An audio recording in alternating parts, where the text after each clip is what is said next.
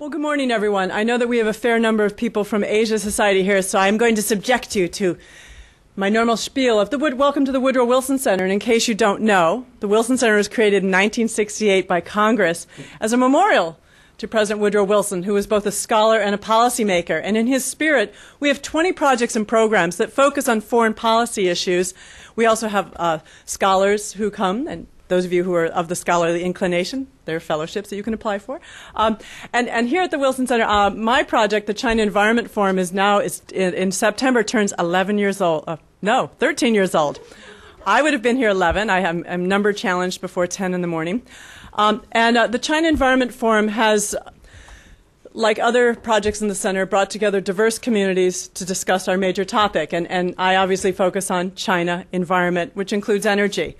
Now, notably, because of today's themes, looking at NGOs in China, I want to tell you a little story. My very first project here, a big project I did, was funded by the U.S. Institute of Peace to bring together environmental activists and green journalists from Taiwan, Hong Kong, and mainland China. I brought a group to the States, did a little study tour, giving them some ideas about green journalism and NGO activism in this country. And they helped me plan a workshop in Hong Kong. It was in April 2001.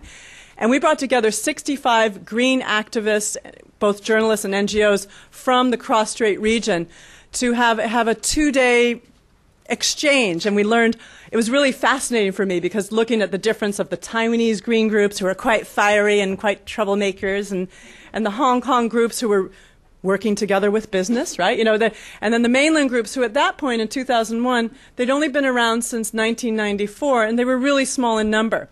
Now, back in 2001, when I held this workshop, I could say quite proudly, I knew every single environmental activist in mainland China. And I today can say quite proudly, I do not know every environmental activist today in China. They are now, it is the most, in my opinion, the most dynamic civil society sector. There are at least 3,000 registered, maybe as many unregistered groups. And over the years, I've had many of Chinese leading environmental activists come here and give talks. They write for our publications. And a number of years ago, I had this assistant who really was interested in all my environmental NGO work. His name was Timothy Hildebrandt. Huh. And then he goes off and leaves me after 3 years and gets a PhD, becomes all hoity-toity, getting jobs and doing great research. No, it's quite exciting because I think that we have a great meeting today. And I'm going to shut up shortly because you want to get to them. The talk of the meeting is called Forging a Golden Middle Path, Growing Activism in China's Green, HIV/AIDS, and GLBT non-governmental organizations. So, and the theme, it started with these two forces coming together. I had Tim Hildebrandt, who right now he's a visiting fellow at the Center for Asian Democracy at the University of Louisville, where he's been continuing to do more of his research on civil society. He contacted me around the same time that Jiangqiang also contacted me and said, hey, I'll be in town. And those of you that speak Chinese, we have to say yuan fen, right? Fate and destiny. I've brought these two gentlemen together who I don't think ever met before, correct? But they should have met. Now, Liu Jiangqiang is the Beijing editor of China Dialogue. It's a bilingual website on environment, focused on China, also global climate change issues. It's an amazing website, and those of you interested in China's environment, after you bookmark my site, you bookmark that site, okay? He's a research associate of the Peking University Center for Nature and Society and also a visiting scholar at UC Berkeley. But he's not just an academic type, a journalist. He's someone who's been very intimately involved in reporting and also kind of influencing, I think, the environmental movement in China, if I could go so far as to say that. You can read the bios here. There's lots of good stuff, because I think what's more important is to get to the actual substance. We're going to start with Liu Jiangqiang is going to start us off talking about some of the trends in environmental NGOs, which I think will give us lots of great anecdotes and a deeper picture of that sector. And then Tim's going to take a step back and say, okay, while the green NGO sector seems quite strong, let's compare it to other civil society groups and see, is it the same? What is the broader movement? Because I think this is it's an issue that it doesn't get a lot of play here in DC. And so I'm really honored that all of you could come. And I would like to ask Liu Jiangqiang to kick us off. Thank you. Thank you very much. Thank you, Jennifer. Do you need to? Yes. Pete will get it. Okay. He will hobble over. Okay. Thank you for thank you the friends in Asia Society to give me the opportunity to have a talk here. Before I came here, my friend told me you should be very careful because it's DC, it's not in California. So every person you met on the street, maybe the politicians. I think it's scary. Okay, I want to talk a little bit about China's environment movement. Just my personal story, personal experience. Okay. I think for my opinion, environment movement is booming in China in past 8 or 10 years. I think this is the most important social movement. And in this movement, the media and the NGO, play an important role. Okay, if we talk about China's environmental movement, we have to go back to the Three Gorge Dam project, the era of Three Gorge Dam, because I think that was the first big project in China that people can see no, but failed. This the dam I took in 2004.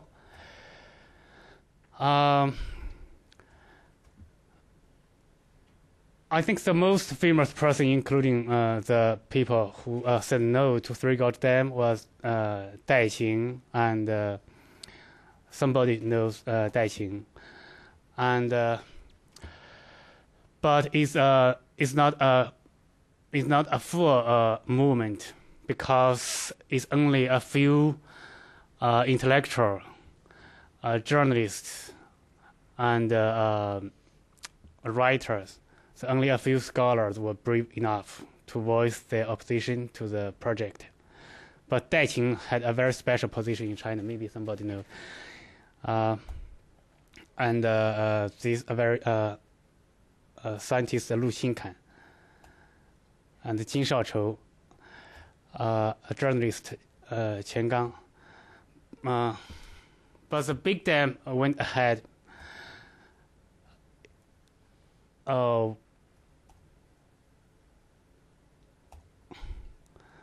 Even today, it's very hard to cover the Three Gorge dams, because it's very special. It's when I went to Three Gorge dams in 2004 or 5, I did a investigation, and maybe it was first time for Chinese report to tell the public is the Three Gorge Dams company cooperation lies to the public, and the dam is have very bad impact to transportation, environment, and to the local people. So when I sent back the draft of my story to the corporation, to the company, and it's an agreement. They said if they accept my interview, I have to send my draft to them before I publish it. So when they read the article, the draft, they called me, you can't publish it. If you publish the story, that means you will be the enemy of the state. So I turned off my cell phone and published the story. Okay, it's a very brief background. So it's time for a Selwyn Dams project. As in China, it's a new river. However, the emergence in the past decade of the environment, non-government organizations, and the brave media in China sets the stage for the new river drama, which shows just how far the country has progressed since the Three Gorge era. In the summer of 2003, Yunnan provincial officials and hydropower companies revealed plans to build 13 dams on the new river. And the place of the dams are UNESCO World Heritage Sites. But in the end, the project was suspended in the earlier eras. they might have been able to charge ahead unchallenged. But in February 2004, Premier Wen Jiabao suspended the plans, sending them back for more scientific study. And in October 2006, Water Minister Wang Shucheng slammed the project. Why? The reason is the government changed attitude because of the 3 years of opposition to the dams by the environment NGOs, as well as a few journalists and enlightened officials. One of them, Wang Yunqing, I think. She's come here and talked a few times, and she gets the award for the most lively speaker we've ever had. Yeah. And Ma Jun, he was the hero of Time magazine of 2006. And one middle-level official of CIPR, Huan Baobu. The story is in 2003, there was a conference, a government conference. They're talking about the project of New River, and all the officials from the different departments of the government agreed to the project, but the Mu Guangfeng, the Mr. Mu, he represented the CIPR. He said no, but the CIPR is a very weak department in China's government system, and he is not a very high official. So he went out to the conference, like today. He called Wang Yunqing. Wang Yunqing was his conference, and he said, "I need help." So the Wang Yunqing called her friends from media and NGOs. So Wang Yunqing took a lot of journalists to New River to report the issue, and the Chinese people, talked the project on the internet chatting room. So internet played a very important role in the China's environment movement. So the Wen Jiabao read the information from the internet, and he suspended the project. But New River project is not a perfect movement. Why?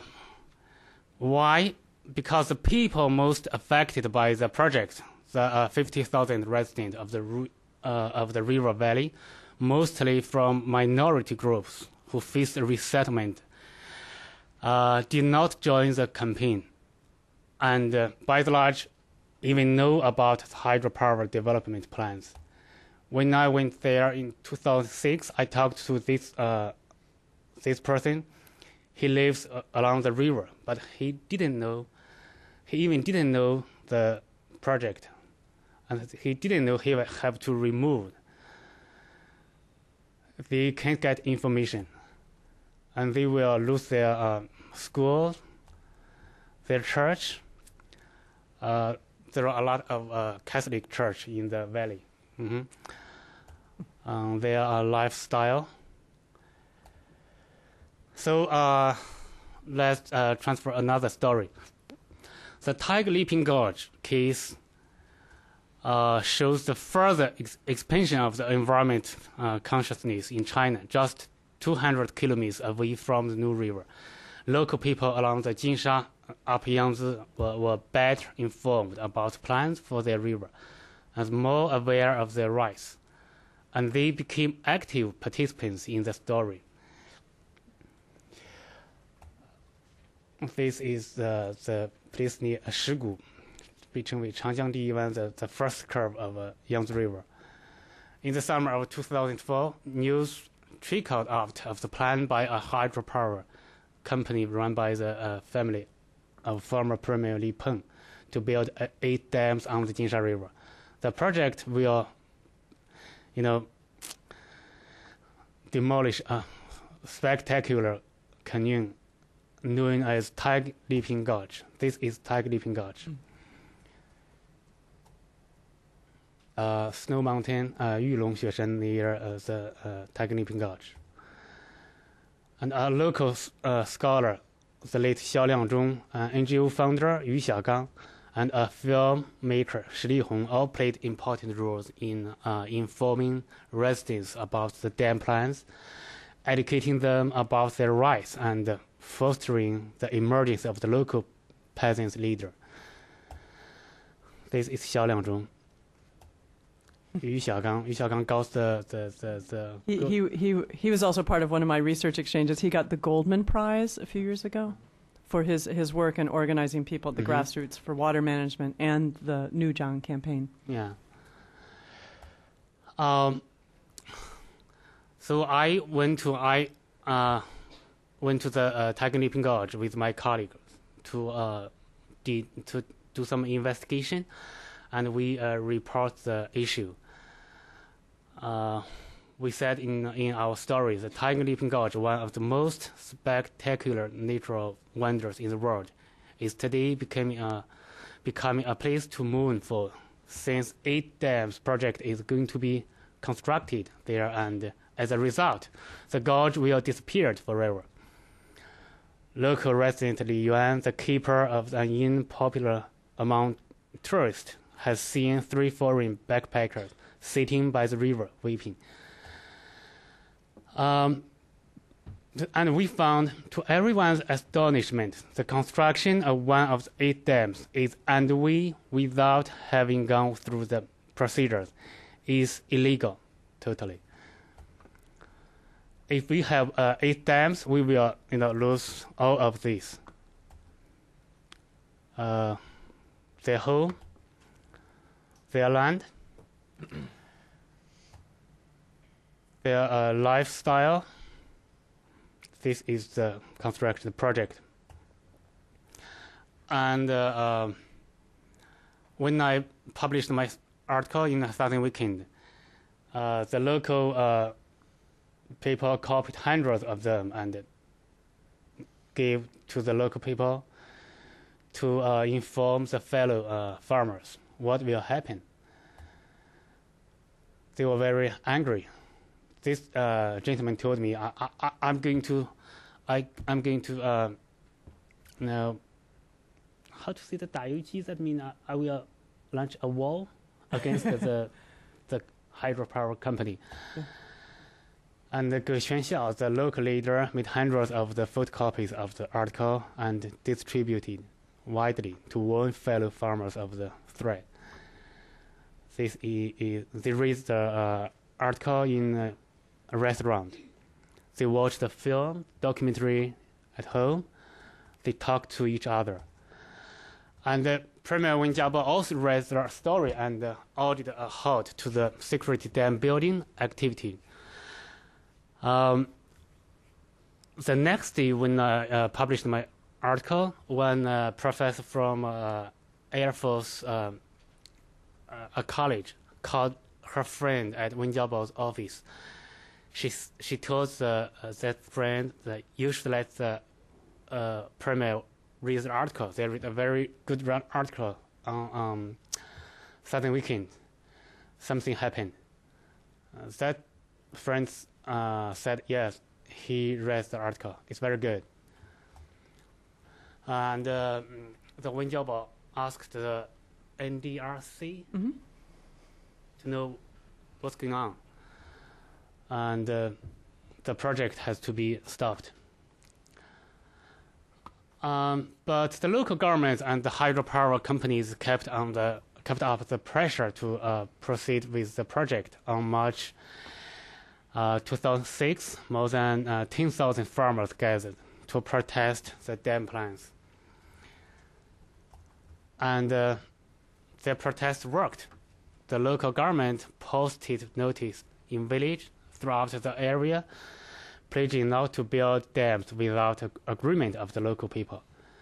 And in this campaign, the local official kept lying to the farmers, and he said, "We have no any plan of building dams." But the farmers said, "We know the information now. It's not before. We know the information. We got information from NGO, from the newspaper, from online. So don't lie to us." Let's transfer another very important case in China's environment movement, the Old Summer Palace incident. This project this event showed how much can be achieved when NGOs, journalists, and government officials cooperate in an environmental cause. Oh.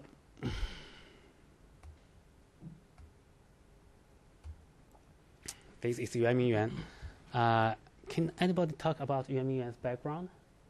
It's a very special place for Chinese. Well, it's. Do I know my Yuan?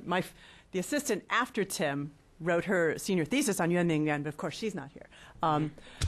Who knows a good story? Yuan Mingyuan. I mean, it's old summer palace. It's a historic place for China because it's almost 150 years ago. The army of British and France invaded Beijing and destroyed the park, destroyed the palace. And for Chinese, it's very special place. And the event is authorities in Beijing's old Summer Palace Yuan Mingyuan began work in February 2005 on a project to line lakes and in the park with a plastic film to prevent water from seeping away into the ground. An ecologist questioned the wisdom of the project and said it will hurt the ecology system. It's not a very complicated event. And one reporter of People's Daily broke the news. People's Daily is the Communist Party's newspaper, the #1 newspaper. Mm-hmm. But, China is changing. The journalists from China, the People's Daily, and from Xinhua News Agency, they can make a difference, and they are changing. This is the report from People's Daily, Mr. Zhao. And after that, I investigated the issue and revealed that the project had gone ahead without environmental impact study or official approval. It is also an illegal project. I went to Yuan Mingyuan with NGO, Xi Zhinong. He is a wild animal photographer, very famous. Okay, when I published my article, investigation, that this is the Vice Minister of SAPER, Pan Yue, Mr. Pan. I think he is the #1 environmentalist in China. He's a high official. That day he attended a conference of media, and Xi Zhinong talked to him and gave him the Southern Weekend, my newspaper, and told him something happened in Yuan Mingyuan. You should read the article. You should do something. And he read the article for 20 minutes. After that, he signed on the newspaper, stopped the project immediately, and let the people know what's going on. And Pan went on to convene the first state level, the real public hearing on an environment project ever held in China, with experts, NGOs, and media invited to comment on the case. Some online media broadcasted the hearing lively. Before that, when Chinese government, some department of the Chinese government held public hearing, such if they want to improve the price of the ticket of train, if Jennifer, I know you will not agree with our advice, so I don't want to invite you to join. So it's not a real public hearing. But this case is the first one. Pan Yue invited the different people from different interest group. This is the public hearing. Mu Guangfeng, I mentioned before. And Professor Li Dun, he from Tsinghua University, he said the public hearing is a historic milestone for the environment cause in China. And the project was stopped. Why? Let's talk a little bit about Pan Yue. Pan Yue, he is one of the so-called princelings of the Communist Party, regarded as the next generation of top Chinese leaders. Though Pan Yue himself is strongly reform-minded, CPR is a relatively weak arm of the government, and so Pan seized on the opportunity of the Summer Palace project to send a signal to the country that environment laws would be enforced, to stand up to the powerful force ranged against him. However, he had needed and relied on the support of the media and the public. This is Pan Yue. Pan Yue, he is unique in China's government system. When I talked with Pan Yue, what do you want? He said two things. One is democracy, and another one is rule of law, China. But he is lonely. When I took this picture in 2005 or 6, I forgot, he said, "See, this flower is just like me, beautiful but lonely in China."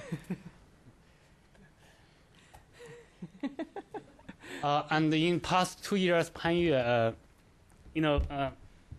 many people don't like Pan Yue because I think the people from hydropower companies, from the big companies, from the different department of government, and even though he's, I think, the number one of the people. So in past 2 years, he was be very quiet. Mm-hmm. I think he got a lot of pressure.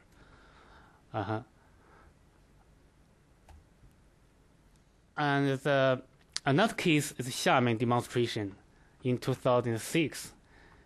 Is I think it's the first time. It was first time for China's middle class went to street after Tiananmen Square in 1989.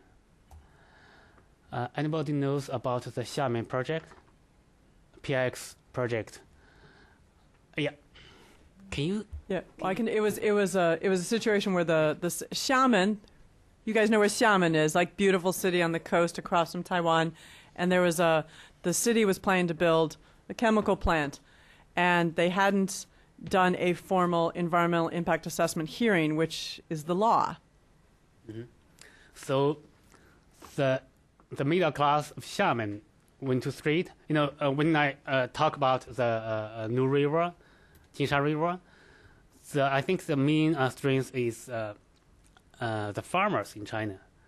But right now, people think that the middle class is the main strength to change China.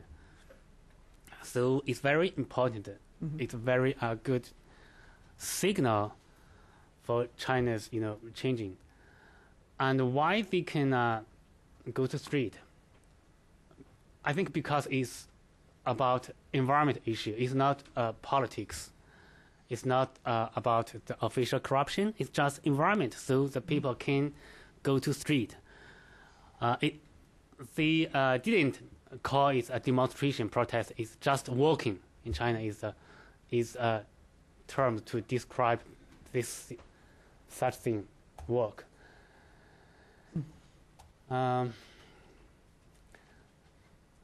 And there were about between 7,000 and 20,000 people that came out on the streets. Yeah. We heard.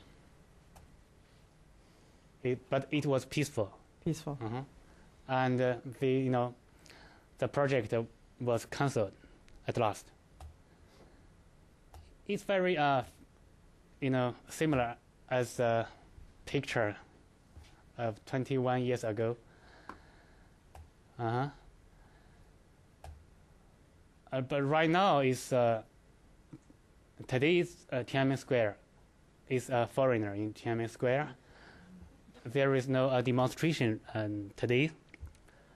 My favorite picture, there is nothing square about the new Tiananmen. There is no demonstration doesn't mean there is no democracy movement in China. And the environment movement is, I think, a new democracy movement. In China, environment movement, environmentalists, scholars, journalists, local people, and even some Beijing officials are aware that democratic gains can be made because improving the environment is also the government's goal. Environment advocates are less likely than pro-democracy campaigners to be suppressed, and thus have more political space. So You're good. Keep going. So my conclusion is the China environmental crisis catalyzed a new democracy movement. But this democracy movement is not a full mean democracy. Just the people in this movement, we can get the right of a home, of the clean air, clean water, and if I don't like a factory near my, next to my home, I can go to street. I can show government my, opposition. So I thought, call it another orange revolution.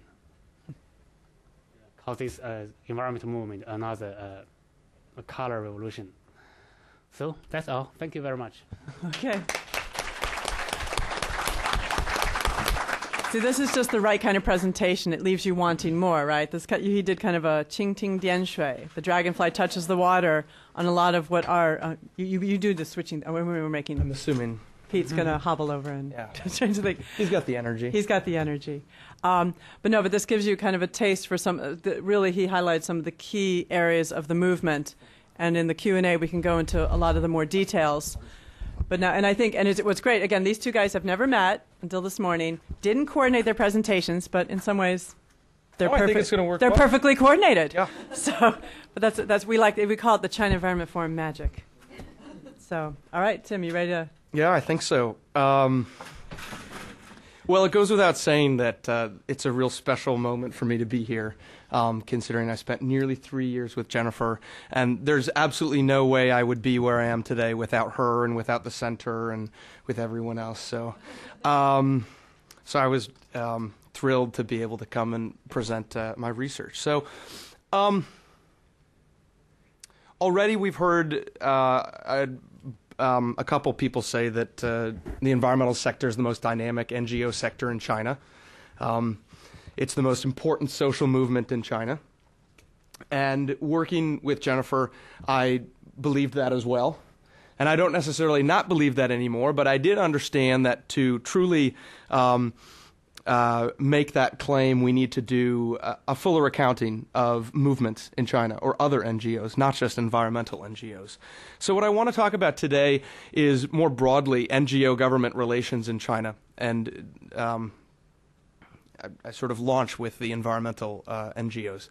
And I call the talk co-optation or codependency. And I'll tell you now that it's about codependency, not co-optation. This is all based on my book project, which is called Forging a Harmonious Middle Path. It's designed to answer a few key questions. How do NGOs emerge in authoritarian polities, in this case China? What specific steps do they take? What adaptations do they make in order to exist?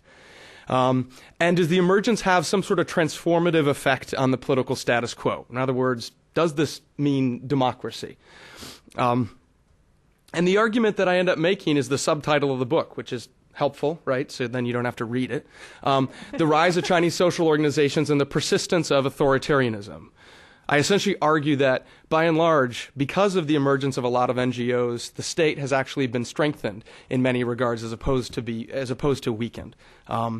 How do we go about that?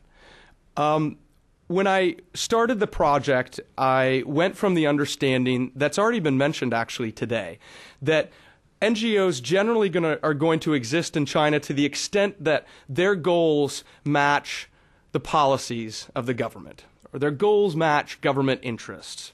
The idea here is the higher correlation that we have between government policies and NGO goals the less likely there is to be a negative state response. That's sort of a euphemism, but a broader euphemism for repression, okay? And we started with environmental NGOs because of all of the insights that we had. And I agree that the environment is one of those areas that most governments, though as I will argue not all governments in China, are interested in addressing. Therefore, they should really have the most political space. I then chose two other issue areas to try to look for variation. HIV/AIDS. I sort of placed in the middle. The idea here was that in a lot of areas of China, HIV/AIDS is not a safe issue to talk about, but in some it is. So there should be sort of medium correlation between goals and policies. And it depends upon the context, of course, but more or less negative state response. And then the idea going in was that gay and lesbian organizations, or the LGBT movement, should probably provide no real utility to the state. The goals of these organizations shouldn't really mesh well with government policies. But like any good project, or interesting project, I should say, I'm not going to say that mine is necessarily good, but an interesting project shows that it's actually different, right? It varies in very different ways. But in order to talk about what NGOs are doing, which is what the project is about, you need to understand the context in which these organizations are operating. And so in talking about the government role, I think about it in two different ways. A creation of demand and a definition of context. How is it that government policies have created a demand for NGOs? Well, because of the developmental projects that we've already talked about that are key for economic development, China's Go West campaign, for instance, have actually led to a lot of the environmental problems that exist. These developmental projects have actually also facilitated the spread of HIV/AIDS, which is something that people don't usually talk about, the relationship of development and the increased incidence of HIV/AIDS. So that has created sort of a side effect to development. Simultaneously, or rather, so usually delayed a little bit, the government will actually acknowledge the problem and usually set out some sort of policy that lays out how the problem will actually be solved. Now we get to the definition of context. Amidst all of this, the Chinese state has downsized. Most of us know this, right? The central government doesn't necessarily have the capability that it once had, or at least pretended to have, to promulgate its policies at the local level. This is all part of this small state. At the same time, the idea that society should step up, should become bigger. Small state, big society. An increased role for social organizations to actually implement the policies that have been promulgated by the central government. Okay? This is very important to understand because, as I'm going to argue, variation in the life of these organizations and the relationship that they have with government depend on regional, local context. Okay? Ultimately, though, the actions of these social actors are really crucial for understanding the emergence of these NGOs. And I want to talk about sort of a few different adaptations and then dwell on the last one in greater detail. But when I was doing interviews and surveys of social organization leaders, it was striking how common their adaptations were to exist in this relatively closed political structure. One key adaptation was maintaining a high level of transparency. And this took two different forms. The active form of maintaining a level of transparency was, I think, best exemplified by a number of environmental organizations that would invite the local public security bureau to their meetings. So essentially what they're saying is, we have nothing to hide. And to show you that we have nothing to hide, we will invite you to our meetings. Other organizations will actually write up their meeting minutes and place them on the internet on their website, or send those minutes to local government officials. Again, all to actively show that they have nothing to hide. Perhaps more interestingly is the passive mechanism that a lot of them are using to maintain this high level of transparency. Best example, an HIV/AIDS organization, and this actually occurred with a number of environmental organizations as well, where these leaders understood that they probably would be visited by the local officials or the PSB, and so in anticipation of that, refused to put passwords on their computers. They wouldn't protect the information on their computers because the idea was if they did, that would be some sort of admission of guilt, that they're saying that they're doing something wrong. So that's the transparency issue. Another is actively avoiding networking, which I was quite surprised to see, but was apparent in all three of the issue areas. Organizations understood that the government was less afraid about the individual articulation of interests, but the aggregation of interests, right? Or the aggregation of this articulation. So as a result, organizations both within a sector and across the sector chose to actually not know that other ones existed, okay? And not link up with them in a formal or sometimes even informal way. The third is very obvious, right? If, in fact, the hypothesis is true that as a group's goals correlate with government interests, there should be more political space, why not shape the goals of the organization to match the government policy? And that happens quite frequently, too, where organizations will make a shift in what they're doing to match what they recognize the government is most interested in.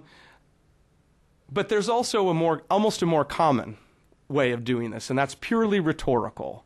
And I came across this again among NGOs in all three of the issue areas.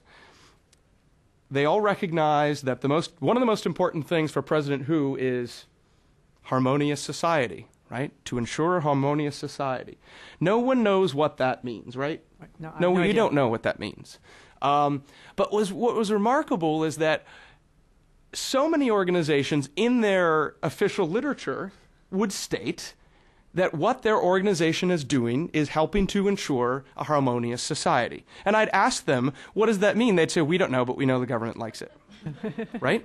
So purely rhetorical, but they believe that, this is effective. And then this final adaptation that I want to dwell on more, because it's actually far more complex, is this idea of becoming registered, social organization registration. And what's clear is that unlike a lot of these other adaptations, becoming registered or staying unregistered actually depends upon context, right? Depends upon the organization. So what is registration? It's designed to limit essentially civil society growth. Of course, the government doesn't really explicitly say that, but that's what it's all about. And at the central level, this is derived from a 1998 regulation. And I want to dwell on three different criteria to sort of describe what this actually ends up doing.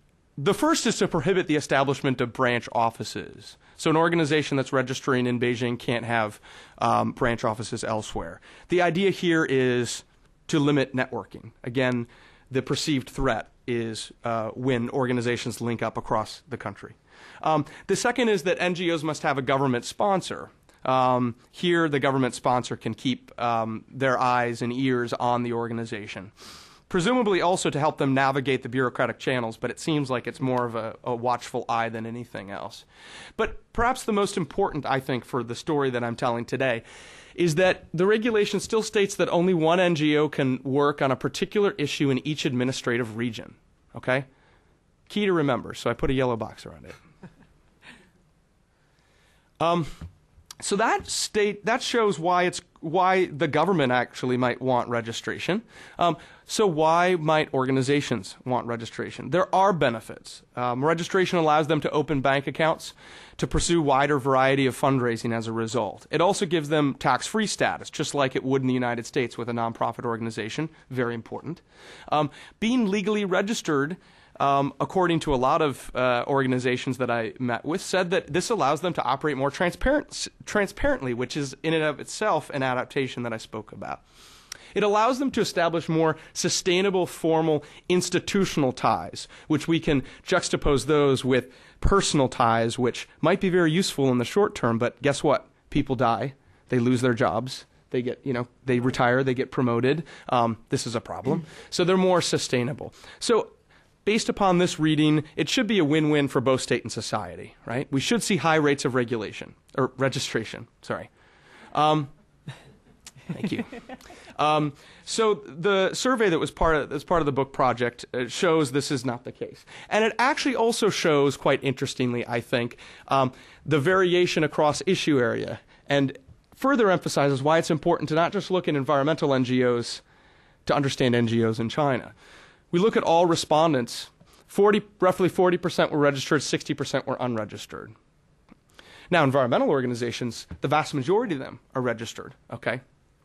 When you look at HIV/AIDS and gay and lesbian organizations, a very different story, okay? 40 to 60, 18 to 82 among gay and lesbian organizations. So why is this? Well, qualitatively, NGO leaders offer several explanations for staying unregistered, okay? They're making the choice, whether constrained or not, for staying unregistered. The most popular answer is it's just too complicated to do.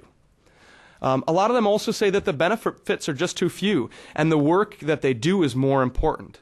They say that the amount of time and energy that it would cost to devote to being registered takes away from them doing their real work. And if they believe that they can still operate unregistered, why not operate unregistered? For many of them, that's the case. Some of them also believe that the independence that is afforded to them by registration, and it's sort of an interesting counterintuitive argument, but a lot of them do talk about registration offering organizations independence, okay, because they don't have to curry favor as much with local officials because they're unregistered. But many of them believe that actually sours their relations with the government, and it ultimately decreases the influence that they can have with the government. And then for a lot of them, they simply say it's unnecessary. They have workarounds. So an environmental activist from Sichuan, remember, environmental organizations are disproportionately registered, and yet this organization was not registered. And her answer about sort of the opening a bank account, she said, I just put the money in my own personal account. My work, I actually don't name organizations in my project. That was sort of what I went about in the project to ensure sort of full, as best I could, cooperation. So sorry, but a key point here is that unregistered organizations, so the groups that choose not to become registered, they're not working in the shadows. Okay, and in fact, from the survey, it's clear that unregistered organizations are no less likely to rate their relationship with the government positively than registered groups. And in fact, many of them report closer relationships and more frequent interaction with local governments than registered organizations. But there are a lot of obvious, you would think, demographic effects that would show why an organization would be registered or unregistered. And this is where, statistical analysis is fun. I'm not going to show you the numbers. I told them no crunching. Yeah, I was instructed not to. But there are some obvious assumptions that we could make about, say, the size of the budget.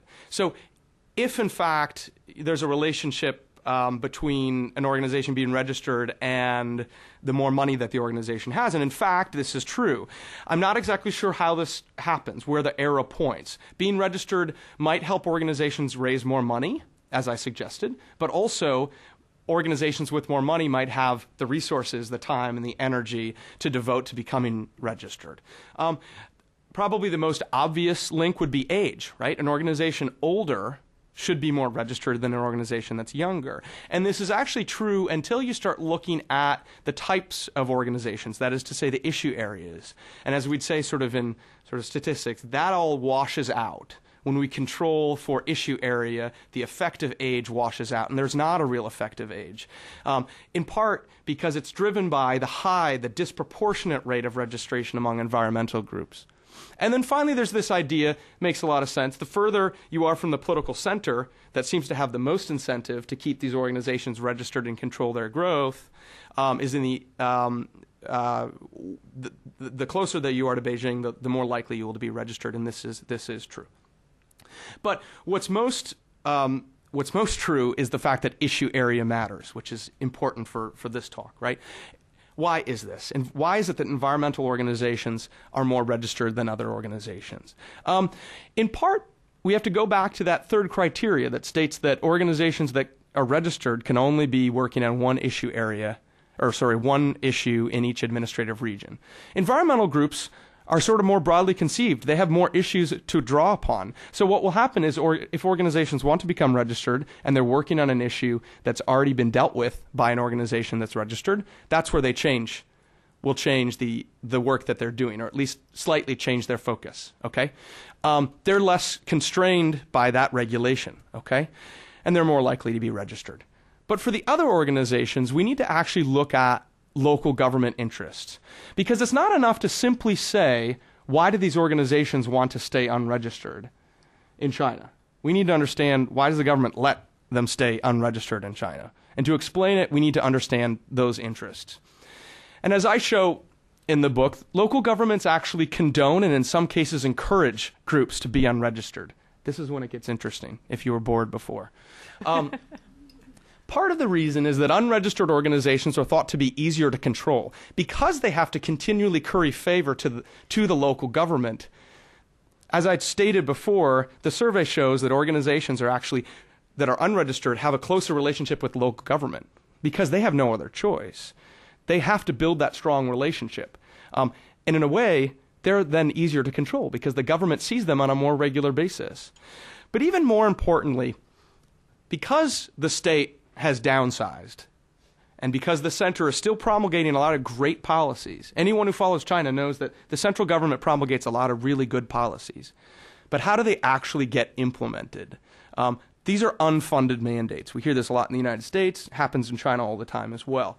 So how would local governments implement unfunded policies? They need all the help that they can get. And when we're talking about something, for instance, like HIV/AIDS prevention and education, it makes a lot of sense for these local governments to actually allow unregistered HIV/AIDS organizations to exist because they're providing a service to the government. Okay? But even more interesting, there's a monetary incentive for government officials. And to understand that, we need to understand how HIV/AIDS organizations and, to a large extent, gay organizations that are working on HIV/AIDS get their money. And most of these are funded internationally, but it's not direct from international funders to the organizations. It's brought through this filter model where funds are given by the international funder. In many cases, well, most cases with HIV/AIDS organizations, this is the Global Fund, but this is also the case with the Gates Foundation. Money is given to the international funder. The international funder gives the money to the government agency. In this case, it's the CDC, which is the same acronym that we have in the United States Centers for Disease Control. And then that government agency gives it to the social organization to act as sort of this subcontractor to do HIV/AIDS prevention work and outreach. This is how it works when an organization is registered. Okay? So what happens if an organization is unregistered? Because as I showed, most of these HIV/AIDS and gay organizations are unregistered. It has to go through the local government. Whenever I show this diagram, there's always someone in the audience who says, That would be Helen. Thank you. I actually put her in the audience and told her to do that. When an organization is unregistered, it has to go through the local government agency. So it's clear, as you can probably tell, why the local government would also want to actually encourage organizations to stay unregistered, even if there was a way. So that let's say there was a change in the registration law that allowed for more organizations to be registered. These local government agents aren't going to want that social organization to have the ability to become registered because they're going to lose the opportunity to get their hands on their money. And they do get their hands on their money. Every HIV/AIDS organization that I spoke with all said the same thing about local government partners. They actually like them generally, but they say, well, the reality is that they are going to take a little off the top. So sometimes this was in the form of actual money. Other times they would take supplies, computers, things like that from the social organization. So what does this actually mean for NGOs and the government? Getting back to the title of this talk about codependency. Local governments need NGOs to stay unregistered to keep the money flowing to them. In a way, those local governments are dependent on the NGOs to stay unregistered, and the NGOs in general. But the NGOs themselves also need to stay in the government's good graces if they want to enjoy these funds. Because if they do something to piss the government off, they're not going to be they're not going to receive the money from that agent. And as I show that this is a very good short-term solution, but a bad long-term solution for NGOs in terms of being funded. How about environmental NGOs? They're not getting their money this way. Their money is not as easily obtained, and what is clear is that the NGO sector, the environmental NGO sector, particularly relative to other sectors, has actually contracted. It's not growing as fast, which is not to say it's not as large. It's still very large, but it's contracted quite a bit, significantly. Even in places like Yunnan, which is thought to be sort of the Shenzhen of NGOs, sort of the birthplace of NGOs, the number of environmental NGOs has decreased. Organizations that were very dynamic before have actually folded. And that's largely because the funding that was available before isn't available anymore. But because of that, they have actually more incentive to become registered, okay, because they need more means of getting money. They can't just rely on, say, filtered international funds. And as a result, they're actually less entangled with the state. So it's less of a codependent relationship among environmental NGOs than it would be, say, with HIV/AIDS or gay organizations. And so in the end, they have a greater ability to attract new, what I call economic opportunities.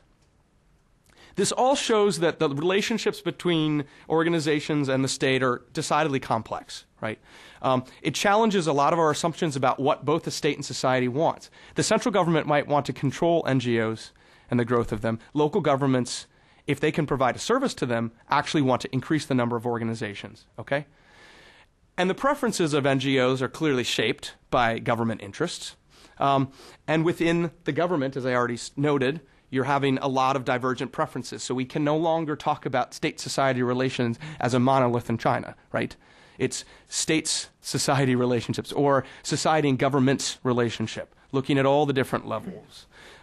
They do depend on each other for a lot of opportunities. And I think finally, for a lot of folks in Washington, D.C., I think would be most interested in this last bit about how it actually illuminates this complicated role of foreign funding and the emergence of NGOs, particularly when we look at how the funding is distributed. When it's distributed the way in which we see with, say, HIV/AIDS organizations in China, the assumptions about creating an independent civil society are probably not going to come to fruition, because what it actually does is enables and perversely encourages organizations to have a close relationship with the state and not be as independent as we would expect them to.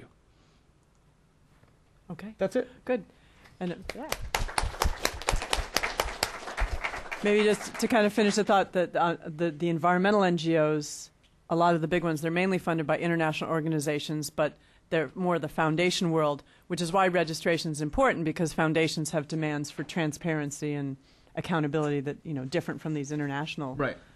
3 levels removed. Right. But of course, those demands of transparency are very difficult for if an organization can't get registered, it can't get registered. Yeah. So that's one of those moments where an NGO might throw up its hands to its international funder and say, we can't do it. Right. But there are some small foundations that do give grants to grassroots environmental groups there are a lot of unregistered groups that do still get funding from international foundations. Mm-hmm. All right. I'll open it up, and I have got some questions, and because we're webcast, make sure that you, if you don't mind, it's also helpful for the speakers to know who you are. So please say your name and affiliation and speak into the mic. Ada, straight to Richard. Yeah, hi, Richard. And if it's Mr. Liu, make sure you speak. He wanted to make sure we spoke clearly. Okay. Richard Finney with Radio Free Asia. It's a question for both speakers, actually. Are there environmental NGOs staffed and run by Tibetans?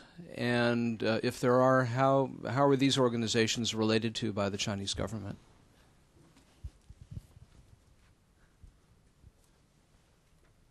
你听得懂吗？有没有就是有西藏人的 NGOs? Yeah. Yes. I think it's almost more than 10 years ago. There were some local NGOs about Tibet. They worked on environment. But I know it's very hard to register for Tibetan NGO. In 西藏自治区 how to say in Tibet. Tibet. Make sure you speak in the mic. Sorry. In Tibet, but many of them registered in Qinghai, Sichuan, and Yunnan. many of the Tibetan groups. I mean, in a place like Yunnan, particularly in northwestern Yunnan, where a lot of my research took place, it's ethnically Tibetan, and so a number of the organizations will have Tibetans on staff. But I guess I didn't notice any qualitative difference between the relationship that they had with the government, in large part because, I mean, I think most of them they all have to play the same game, irrespective of them being Tibetan or not. But Tim, in the groups in far western China, I mean, I think in general, a lot of the NGOs, I mean, they're more remote. They tend to be smaller groups. I mean, they can sometimes attract international funding, but there's often, the fact that I've encountered that a lot of these groups don't have people who speak English. Oh yeah. And you need to speak English if you're going to apply for, grants from a lot of the U.S. foundations, and so I think that's been one of the challenges as well. I mean, there are actually a lot of dynamic organizations in the far west of China. Gay men's organizations in Xinjiang, kind of surprising, but they exist. But like I said, I haven't seen any noticeable difference in the way that they interact with the state. In fact, I mean, I guess the difference would only be in the fact that they work even harder to convince particularly local government officials that they're not up to anything nefarious. So, if I can interject with the gay and lesbian organizations, what are the main activities that they're involved in? Is it mainly HIV/AIDS for the men? Well, it's interesting, and this is a whole nother talk. Yeah, but just the growth in the gay and lesbian sector has been very uneven. Not surprisingly, a lot of gay men's organizations, very few lesbian women's organizations, and almost no truly LGBT organizations. The same criticism, I think, can be made about the United States. We don't really have truly, as far as I'm concerned, truly equally representative LGBT organizations. They tend to be skewed one way or the other. But this is largely because, or almost completely because, of the HIV/AIDS funding. I mean, that's what explains the growth in the gay men's organizations and sort of relatively, there's modest growth among lesbian organizations. But, I mean, liberal estimates say there are 14 nationwide. So where you're talking about hundreds of gay men's organizations, some of which have been created. Well, my favorite story is the gay men's organization that was created at the behest of a local CDC official. He asked his niece, a woman, to start a gay men's organization. Obviously, the idea here was to have an opportunity for the HIV/AIDS money to come through. So in terms of the activities, the gay men's organizations are almost only working on HIV/AIDS prevention because that's where their money comes from. But this is one of those great examples of when you don't have a funder telling you what to do. If you can't exist at all, that means you have a lot more freedom to do what you want to do. And that's the picture that you showed. Two women kissing on Tiananmen Square. And this is part of a concerted effort among the very few lesbian organizations, mostly based in Beijing, but some are based in Yunnan and Shanghai, to sort of be more out and open about homosexuality. They led a mock same-sex marriage in about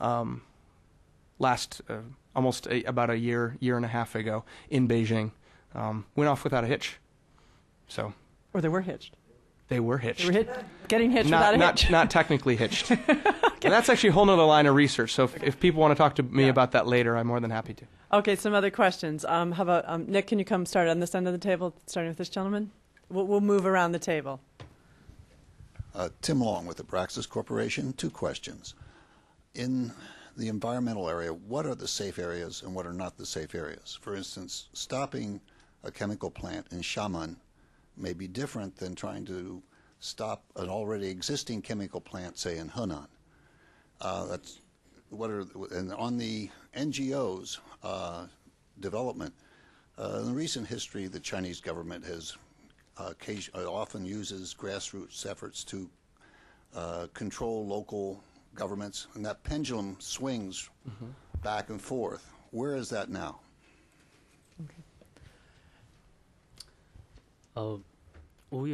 Could you please to help me? The first question. Yeah. 他说在环保运动中有哪些就是有些是安全的这种活动，有些是哪些是不太安全的？这个还有第二个问题有没有？对，在厦门的就是就关闭化学工厂，跟在河南关闭一个就是已经存在的这个化学工厂，是不是这个难度是不一样的？Would you please to translate? I'd like to speak Chinese. Okay, could you speak Okay. one And Ada, sentence? and when you interpret, hold the mic closer to your mouth. Okay. 你说的非常对，厦门这个例子是一个孤立，是一个很少看到的，目前在中国是很少看到的一个例子。Could you Okay. Yeah. Okay. Now translate. The case in Xiamen is an individual case. It's a very real case as well. 而且它的成功并不是因为 NGO 在这种大的事件中 ，NGO 是不敢出现的。And the success is not because of the NGO's effort, because NGO generally don't play such a role in this kind of activities. 在这个运动中起主要作用的是一些专栏作家、科学家和聊天室里的网上的网民。In this effort, the people who really play an important role include some colonists and also some netizens and the people from the chat rooms, online chat rooms. 所以大家没有 NGO 说挑头说领头说我们要去上街吧，大家只是在 online 或者发 short message， 后来 short message 的 text message 的不让发了。Yeah, NGO people don't just ask people to go out Not on NGO, the street. not NGO. Yeah, not NGO. They're not to do such kind of things. So they just probably discuss in the online chat rooms. 他们只是而且在聊天室里的时候，在这个 online talk 的只是说我们哪一天什么时间去散步。During their discussion in the online chat room, they probably will or say probably someday we will have a work somewhere to discuss probably something. Not very specific about the things they're going to do or talk. 所以就有了这种游行跟警察几千人上街的游行。So that's the origin. I mean, and how this walk developed into a demonstration of this scale. 非常有趣的是，在中国发生这样的事情的时候，往往是发生对立，那么政府往往会得胜的。And whenever there is a confrontation between the government and the NGO people, or journalists or common or ordinary people, or general citizen, generally the government will win in the end. 但这件事情正在僵持之中的时候，这个时候起了最主要作用的还是潘越。But if there is a deadlock, then the person who played the most important role is Pan Yue. That's the vice minister of the Ministry of Environmental Protection. 因为在同时，北京有一些居民，几千居民一直反对建一个垃圾焚烧厂，但是没有成功。他们跟北京市政府谈，但是不知道怎么，政府不理他们。这是在中国都是这样的，政府一般不理，就像厦门一样，我只要控制住，我不想解决这个问题。Another case is in Beijing. Some Beijing citizens want to stop to build a garbage burning factory in the city. Then they want to talk with the government, but 我还没讲完，就是。Okay, yeah. Go ahead, please. 所以，当厦门市民上街的时候，北京这些市民就受到了启发，他们可以散步，我们也可以散步。Oh, okay. When the people in the Xiamen they had this kind of work, and Beijing citizens got some idea from what they did, what the Xiamen people did in Xiamen, and they said if they can have the work, then we probably will have a work too.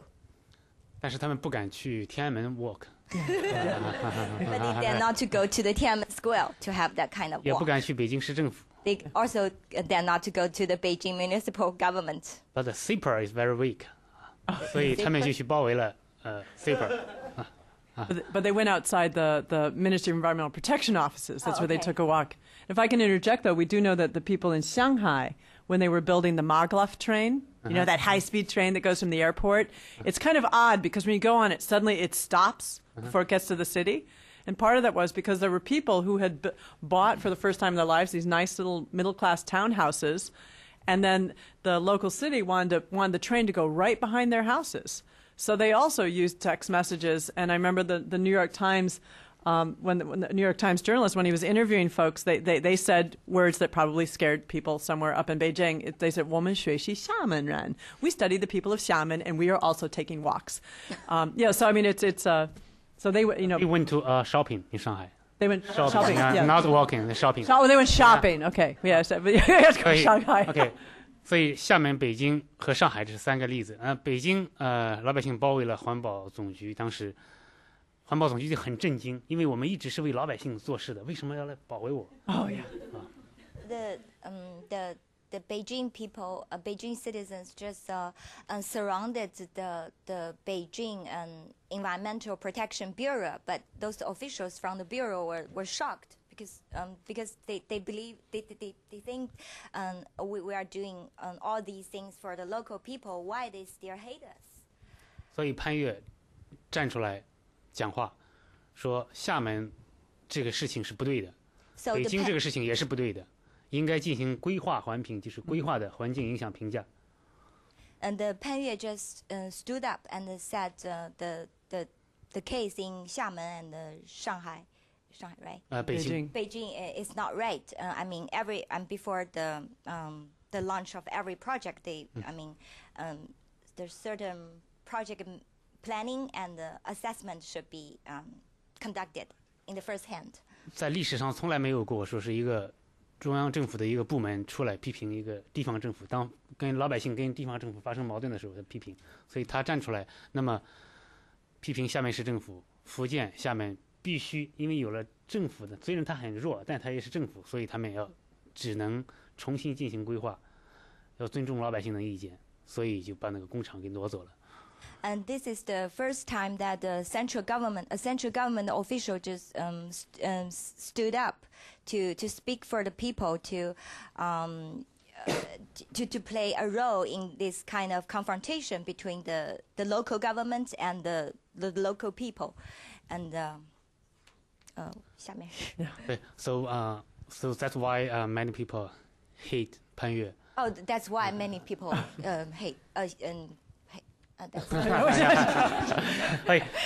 但是虽然厦门的这个例子是 is very 厦门的这些例子是非常的罕见的，也很少能够复制。比如说在河南也发生这样的事情，也很可能不能复制。但是其他的地方的人老百姓可以学习，比如说北京的就学习了，然后上海的市民又去 shopping， 几千人上万人去 shopping， 所以他们老百姓自己去学习。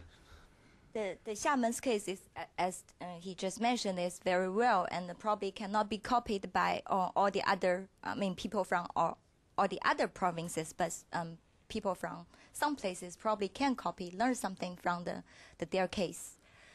Thank you. Maybe if I could interject one, a number of you have been over the years from the China Environment Forum know that we've had Ma Jun here. He's the activist that was in one of the pictures that was involved in the anti-dam campaigns. He is an NGO called the Institute for Public and Environmental Affairs. And he's an example of also moving to areas that maybe wouldn't seem as safe, but he's made it safe. He created China's first online water pollution database, which has become more sophisticated over the years, where people can actually go and click and find out what are specific plants, what are their pollution emissions. Now, Ma Jun wisely adjusted his plans he initially was going to try to gather some of his own info and decided, first of all, very difficult, but also there is a lot of data in China on this, that local governments all have to report it. And a lot of the data out there do show that there are factories violating the emissions. And the Ministry of Environmental Protection has actually really liked this because he's taken their own kind of boring reports and he's made it much more dynamic. And then he's found that international businesses and Chinese businesses have come to him and said, no, wait, the government data is old. We fixed our problems. And he said, new opportunity. He's created an initiative called the Green Alliance, where has brought some auditors that they've approved of, Modron used to be an auditor, to go in and verify that the emissions now are under compliance of the government. And all of these auditors must bring with them either local community or local NGOs. So there's a lot of education going on. So, I mean, and I won't give you more examples, but this is another area where years ago we would have thought this was unsafe, but where you have Chinese NGOs starting to put pressure on businesses, you know, but also at the same time becoming a kind of partnership, because a lot of companies are owned by local governments. And so, you know, just knowing, I mean, I think the general trend is that they know where to kind of step on the toes, back away, and make it work. Some other questions moving around the table. Can we pass, how about to Anna, and then the woman in the back? We've got lots of questions, so we'll try to keep them moving. And I want to thank Ada Wu over there, my research assistant, who is not a trained interpreter, but is doing an excellent job, yes? Okay. Yay. Okay. Hi, Anna Bertel from the Congressional Executive Commission on China, and I have lots of questions, but I'll trying to choose the best one. I'm thinking, with your research, Timothy, the new NGO regulations that we're seeing pop up in lots of towns or cities and provinces. Are you also going to try and incorporate the new processes into your research, and how you think that these new regulations are impacting registration rates? So I've heard some people say they're touted as making it easier for groups to register, but I'm also hearing that groups are having difficulties registering. So can you talk about that a bit? So what's interesting about the new regulation, I mean, you know, at the central level, we still don't have the final reformed regulation, and they keep promising it. But what's interesting about sort of what's happening at the local level, and mind you, my field research is now 2 years old, so it's always the problem of being an academic. But I do know in sort of continuing conversations that I've had with people, they all keep saying the same thing at the local level, which is regardless of whatever happens at the local level, local governments are continuing in many areas, the ones that I've done my field research, particularly in Yunnan and Sichuan, and even in Henan, local governments are telling them to just wait. Just wait until the central government regulation comes down. Now, going back to the argument I make, you can see what the incentive might be for the local governments, other than just simply not wanting to deal with the change in the sort of the bureaucracy of it all. So, I don't have anything. I don't have any information to suggest that rates have gone up. The only thing I've heard is that they're stagnant, if not going down. I mean, because there are cases where organizations have lost registration for doing something against the interest of the government. I mean, that's sort of an important point to make. Registration's not a panacea, right? So once you become registered doesn't mean, I had said sort of that there's this idea of independence, and there is, but it doesn't mean that groups can just do willy-nilly what they want to do. They can be threatened to lose their registration, and that has happened too.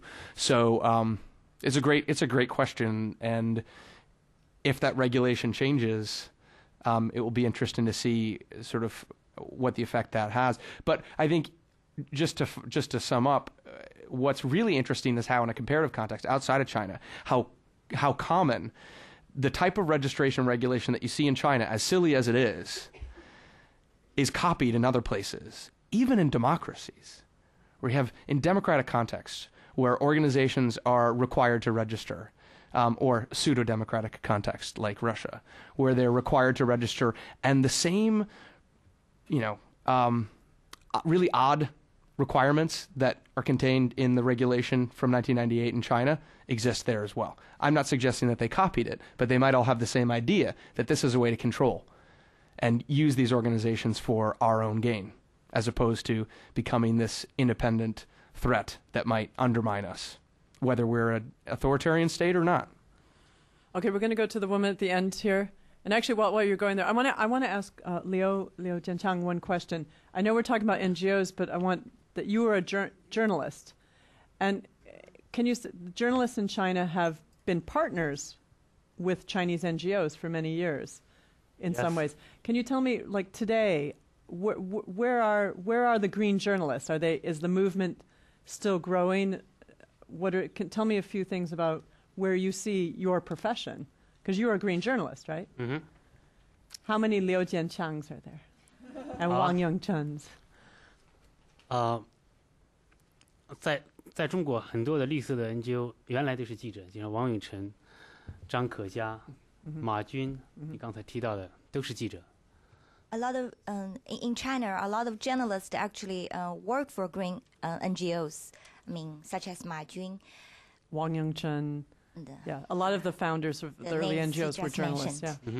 当然，我也想有自己的 NGO， 但是我觉得很难注册，要找一个政府的 sponsor， 这太难了。I also want to start my own NGO, but it's very difficult to register an NGO in China. It has to be affiliated with a government agency or research institution or probably university. So Tim, you have another data point here. Yeah. 在一开始 NGO 跟媒体的结合是天然的，一个是他们两种身份，另外一个 NGO 太小了，太需要媒体的支持，太需要一个公众来知道这件事情，所以自然它是一个在 NGO 跟媒体之间没有一个很独立的线，说是你是 NGO， 我是媒体，没有这么一条分界线。In China, the cooperation between green NGOs and the media, and you can say it's natural because the green NGOs' power is too limited, and sometimes the line between green NGO and the media is blurry. 所以我记得以前有记者采访我说，你觉得中国的 NGO 记者跟 NGO 站在一起是不是有失公正？我说有一点，但是呢 NGO 太弱，而NGO 对面的力量或者是大的公司污染的力量太强大，所以有时候他好像也站在他的这一边，这是没有办法的事情。Sometimes some journalists also ask me this question: Is this I mean, if a media just cooperate with the green NGO, I mean, so much in almost every aspect, I mean, probably the media, the journalist will lose the objectivity. Then my answer is because it's no way, because in China the green NGO is too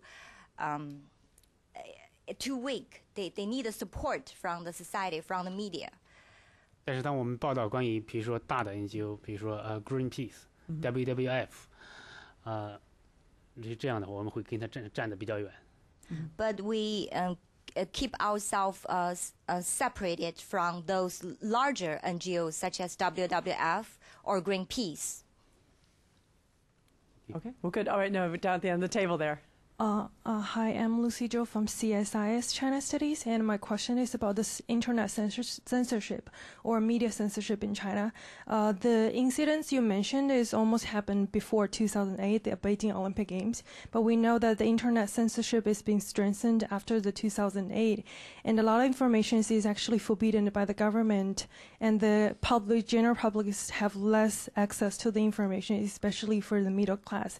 So I guess my question is, do you see any significant pressures on the media or for the middle class internet surfers on their efforts to move forward the environment movements or HIV/AIDS movements through the internet?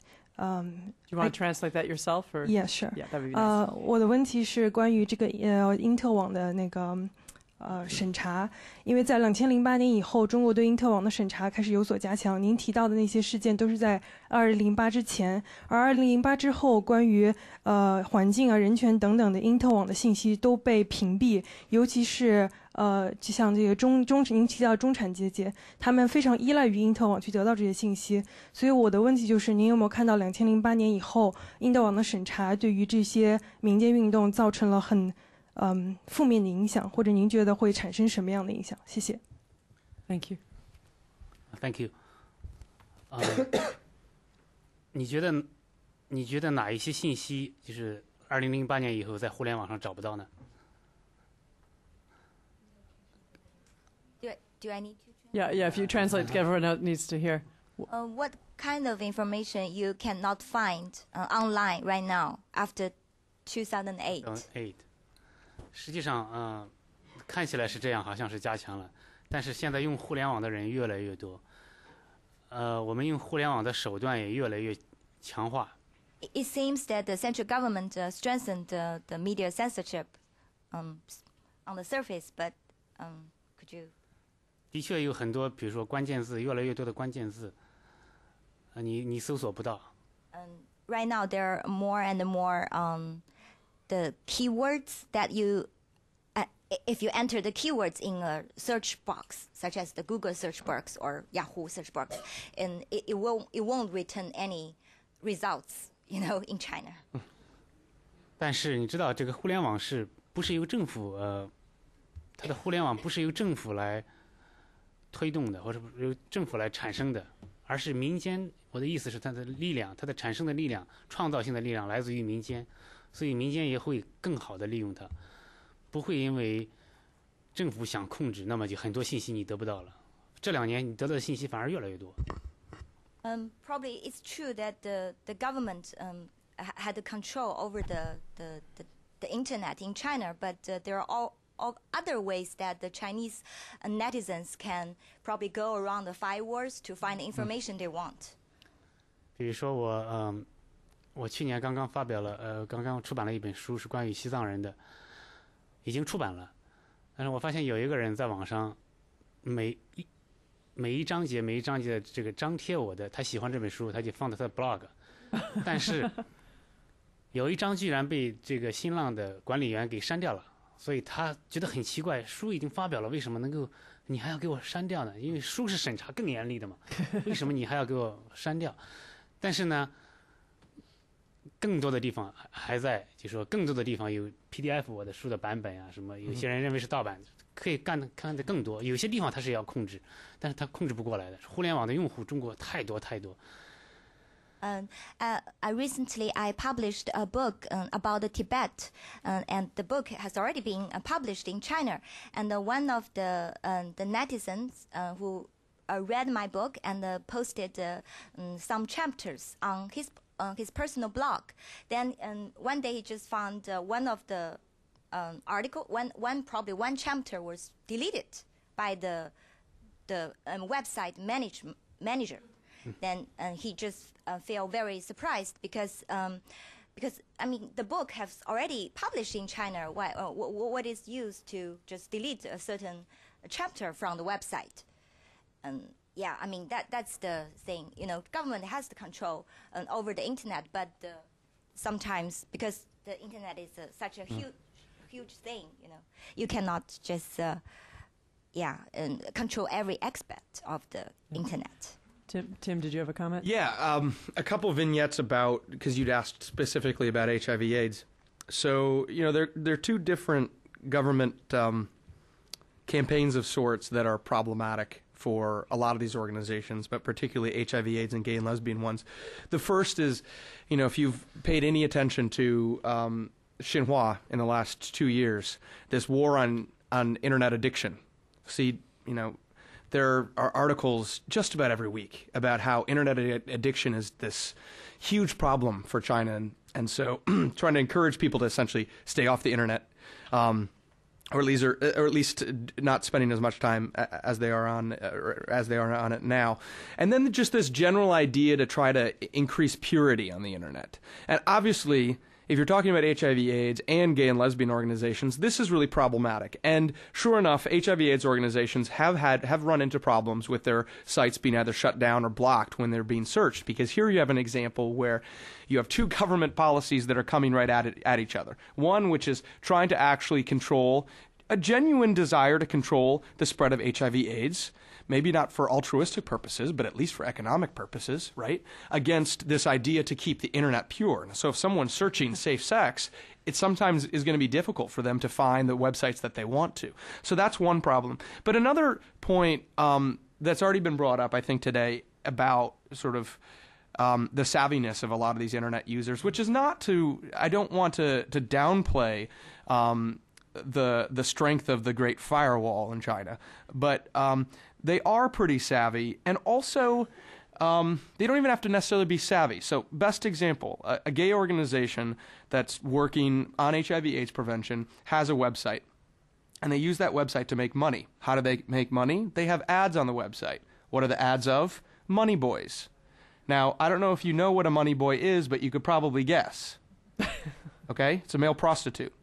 And they have these ads on the website, and every so often, the website gets shut down, and they get told, you know, this is why it's being shut down. You can't essentially sell sex. This is in Yunnan province, by the way. Start the website up a couple weeks later, and they're fine for another few weeks. And they've made the calculated decision that, look, the only thing that's happening to us is that it gets shut down for a while, and in the meantime, we make money to keep our organization going. Why not? So it reveals sort of how kind of porous the wall can be. Okay? So. Okay, in the back, Nick. Hi, I'm Christine Parsons from George Washington University. I have two questions. One is, Yu Jianrong, you said that no protest, no demonstrations doesn't mean no democracy movement. So, but in the case of Xiamen, and then recently, in the past several months, there's been a big case in Panyu, Guangdong, where people are protesting the waste incinerators. And the middle class were involved. So how do you see protests actually getting the attention of the government and actually getting quicker results, even themselves, and then also with the involvement of the middle class? And my second question is the effectiveness of these local environmental protection bureaus when they come in and inspect these plants that have pollution problems. They come back and say, oh, it's a safe assessment, and the people don't believe them. So they lose a lot of credibility. So how can you explain those two things? 谢谢。我刚才讲说没有demonstration， 并不是我指的是在天安门没有 demonstration， 就是现在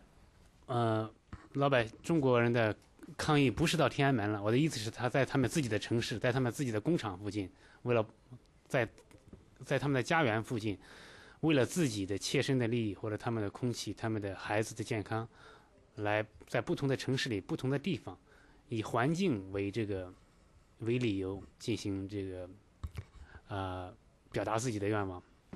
我只是说中国的民主改变了一种方式，他们不到天安门去了。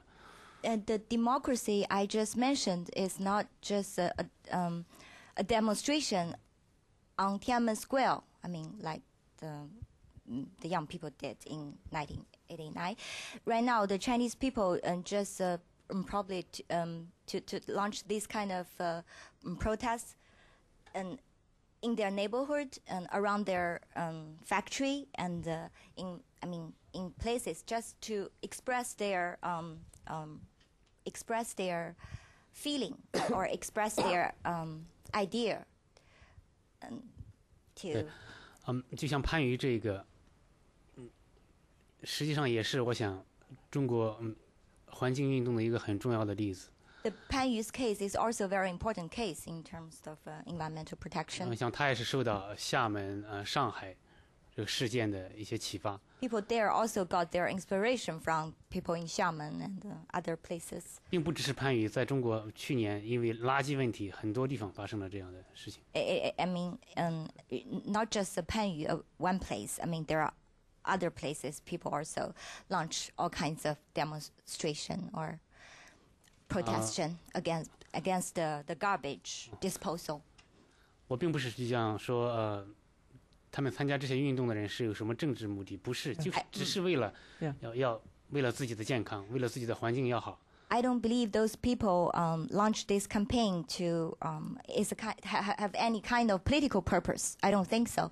I think they did so just for their own health, for their environment. Yeah, we have.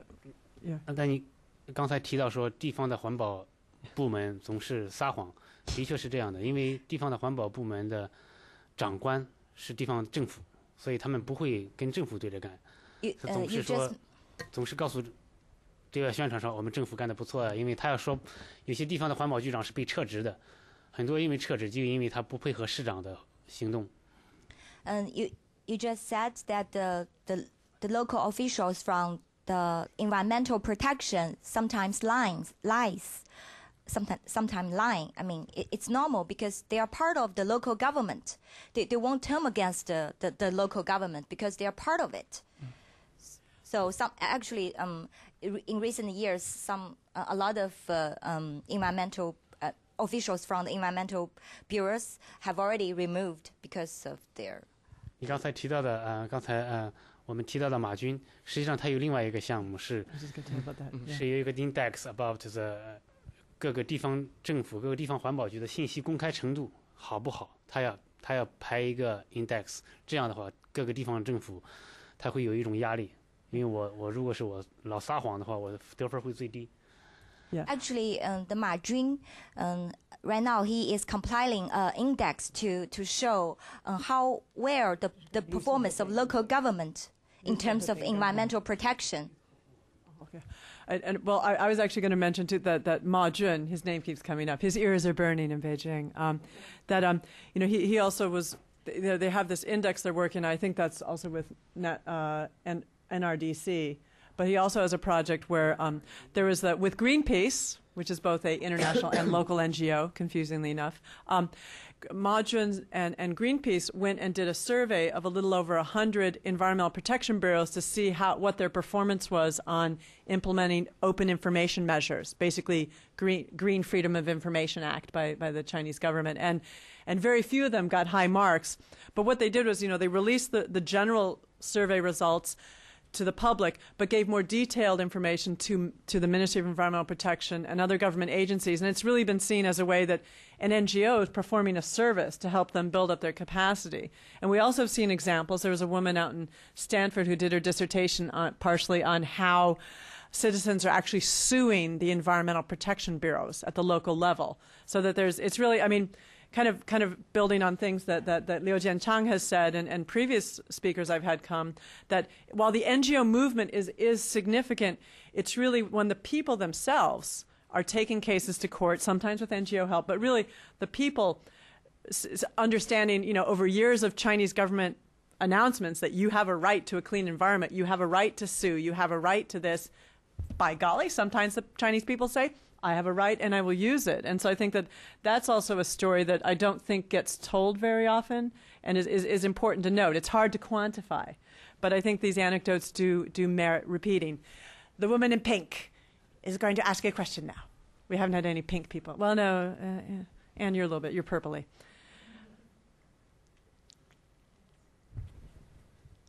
Thanks. Yeah.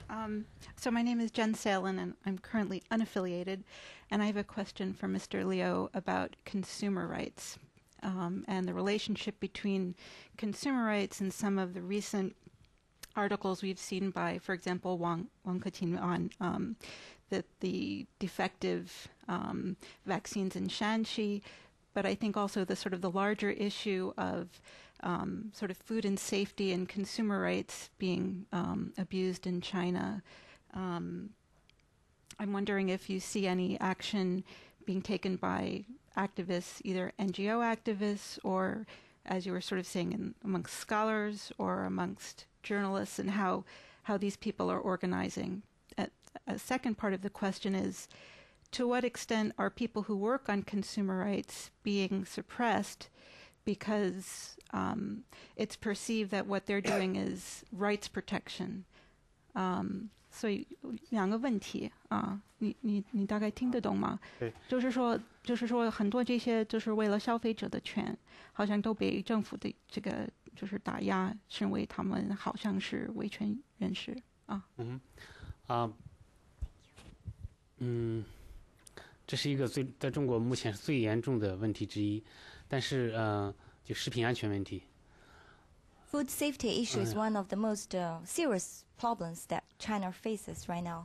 你比如说我在家乡是山东的一个叫寿光。My hometown is from Shandong, 寿光 a 寿 small 光是 town. 一个全中国这个蔬菜种的最好的地方，它是一个 It is- 全国最大的蔬菜市场。 It is probably the largest vegetable manufacturer 也 in 是被称 China. 为绿色蔬菜的一个基地。 It is also called the base for green vegetables. 那在北京有一句话叫做“要想死得快，多吃寿光菜 But And this is brought to you. It's But like an in advertisement.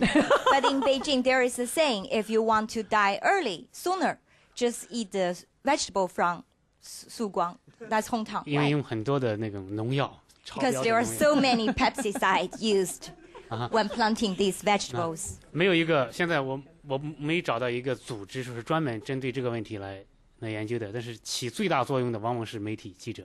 Right now, there is no government organizations actually investigate the green vegetable labor issue. The organization, I mean, the people who play a most important role in this issue is actually media. 除了这个山西的疫苗，还有以前的那个三鹿奶粉，也是一个记者揭露出来的。还有以前的说什么红心鸭蛋，以及什么我们的什么金华火腿是央视 CCTV 揭露出来的，几乎全部是媒体。 Actually, in the past few years, a lot of tainted food incidents actually all revealed by the media, such as the one you just mentioned, or not the food, also the vaccine in Shanxi province, and the tainted milk powder issues in China, and also the contaminated dog eggs. 因为个人消费者当然他是受害的，但是个人的力量太小了，往往是上访，但上访就是一个罪，现在在中国几乎是一个罪。但是呢，如果是你告诉媒体，媒体的力量是很大的，很可能一下子就解决问题。 Of course, the general people are victims of these incidents, but because they are, too weak to because they don't have a lot of power. The only way they can do is to file a complaint to local government or even a higher government, higher level government. But the media can help them in one way or another. 而且有个特点，媒体几乎都是全国性的媒体，就是它不是在某一个地方的。And the media, China press actually covered this kind of the press that covered this kind of incidents actually are most of our national level media. 因为最想掩盖这个问题的是地方政府。 Because the person who want to cover this kind of incidents are local government. 比如说如果是我家乡的报纸的记者的话 ，if I report the issue, I will be killed, maybe. For example, if I'm a journalist from a media from my hometown, I probably dare not to cover issue like that, because I will be removed, even killed. But sometimes, aren't there situations I've heard where local news media are afraid to report, so they'll contact someone at the national media? Does that happen? Yes. Okay. Yeah. Let's go on. Let's move on to the other question. How about Ada, the person right next to you? Thank you. May I ask the question in English and then translate into Chinese? Chinese? Sure, that's rocking. I'm from Tsinghua University in Beijing. I'm interning with the International Fund for China's Environment. I was a bit confused about the media and NGO relationship because I was thinking of doing something in Tibet this summer, and I was communicating with some NGOs on Tibet and also a professor on journalism and communication. But one of those NGOs was saying that they wouldn't really get in contact with media because they were afraid of these sensitive issues may bring them in public so that they may be violated or something. So I'm confused about from the perspective of a student, how can we get a balance between the NGO and media to make these things more influential as well as protect the rights of both?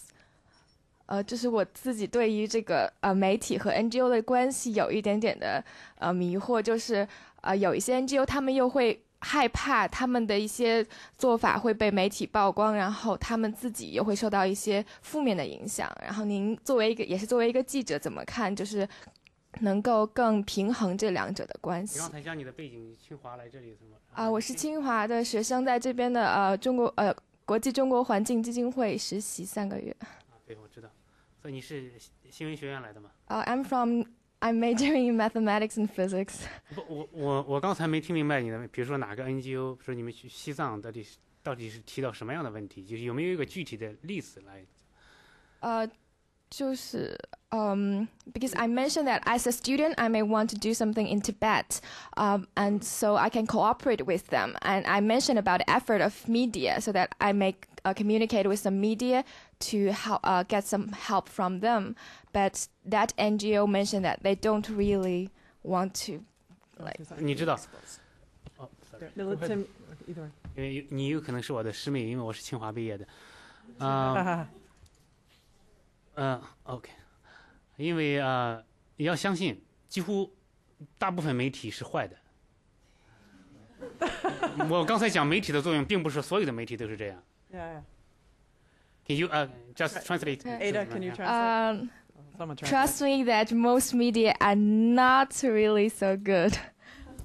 所以呢，NGO 的担心是对的。很多媒体是我自己作为记者，而且当时我在中国最有影响力的南方周末工作，我知道媒体的这个文章的力量太吓人了，所以一定要非常谨慎。它可以帮助人，也可以杀人的。So the concern from NGOs are not wrong, and especially as a previous journalist in one of the most influential media in China, I know that even a small article can have very great influence. So we must be very cautious about what we are writing about or something. 比如说我在2004年我想去云南报道 HIV 问题的时候，我找一个那当地的防癌办的主任，他说我不接受记者的采访。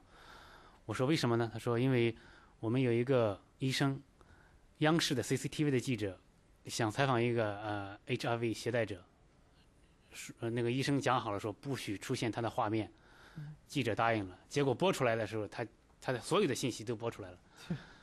For example, in 2004, I was in contact with an official in local government in Yunnan province on HIV/AIDS, and there's one event he mentioned about is that a journalist from CCTV was interviewing a local HIV/AIDS affected person, and the media promised that they won't show the image of that person, but later they broke the promise and brought very big influence. 我采访了那个医生叫王春，他是在中国发现第一个艾滋病患者的人。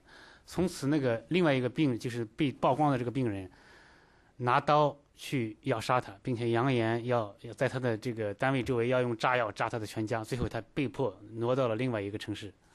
I was interviewing one of the first HIV/AIDS affected. Interview is a doctor. The doctor who was treating the first HIV/AIDS patient, or he found the first. He discovered the case, and then the patient was feeling very violated. So he was saying that he wants to kill that doctor. So the doctor has to escape to somewhere else to live. 在中国经常发生这样的事情。And it's very often it's. 所以我去采访的时候，那个防癌办的主任说我。不欢迎记者。再说呢，他说你是南方周末，不是官方的，我们只要正式的媒体的记者。我说什么是正式的媒体？他说新华社、人民日报、CCTV。我说不是 CCTV 给你们干的坏事吗？那我不管，反正我就是要政府的媒体。So it's very embarrassing that when he was interviewing the Yunnan official, he said they only welcome the interview from national official media, such as CCTV or Xinhua News Agency. And weekly is also government. Yeah. In China, all the media are owned by government. I think Tim's got a comment here. This is I guess it surprised me before I was doing my research, but it's now I'm not surprised to hear your experience in Tibet. And in the survey that I conducted, in terms of links with both international and domestic media, it was pretty minimal. Now, a lot of that has to do with the fact that I was working on organizations that are very sensitive. I mean, a lot of gay and lesbian activists still use pseudonyms. They're not even using their real name. So that's part of it. And as Jennifer sort of whispered to me, and I agreed, it's just going to depend upon the area as well. So, I mean, there are some, if an organization is doing work that they think is truly benefited by media attention, as to say there are no costs associated with it, there are only benefits, then they're the ones that are going to have strong relationships with the media. But that's actually the exception rather than the rule. And then in terms of local and central media, I had this one incident that occurred that actually was after I left the field doing research, but it was one of my informants who is a state scientist or affiliated with the Chinese Academy of Sciences, and he was interviewed by local media in Yunnan about the dam projects, and they were talking about one particular dam, and his scientific conclusion was actually the area that was going to be flooded was so degraded anyway, it didn't really matter. So that was actually trumpeted by the local government because it fit with what the government wanted, right? So that's all great, except for the fact that he was affiliated with a central government agency, the Chinese Academy of Sciences.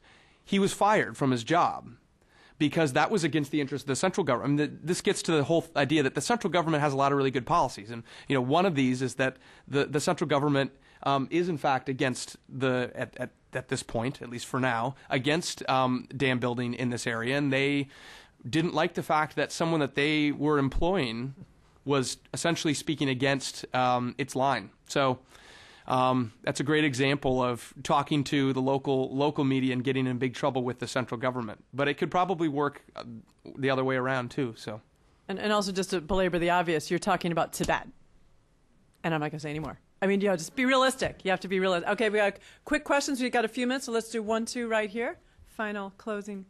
Hi, Luna Liu. Originally from Yunnan province, and I used to work in government media agency, Xinhua News Agency. And you were a good one, for sure. I hope. So I used to work with Kissinger Institute in Woodrow Wilson Center, and my scholarly research topic is about Chinese democratic transformation. And her opinion is China kind of skipped the step of NGO development and moved directly into the individual democracy as an agent. She was doing research about internet effect on democracy, and her opinion is probably recently you won't see that much demonstration happen. The government will monitor on the internet. So whenever there is a kind of internet group issue, we call it 群体事件，在 inter 网上的群体事件, the government will have a quicker response, to avoid the bigger real group issues happen in any local regions. So my question is, how do you think about this movement or her opinion in general? I'm a little confused about what you said, moving beyond that to the individual. Could you explain that a little bit more? Right. Her opinion is China is still struggling with the freedom of press.